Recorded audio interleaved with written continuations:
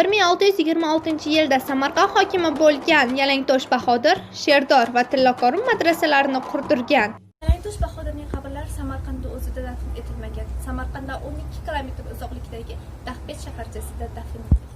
Boyxo'ja o'g'li Yalangtosh Bahodir 1578-yil 15-sentyabrda Buxoroda tavallud topadi. Uning 3 farzandi Oybek, Iqbolobonu va Oybibi bo'ladi.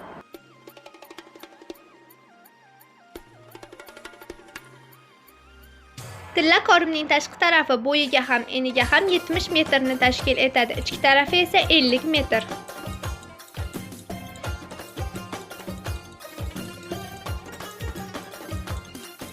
Sherdor madrasasining peshtoqining ikki tomonida gumbazli darsxona va 54 ta hujra mavjud. Yosh jurnalistlar maktabi o'quvchisi Komilova Shahlo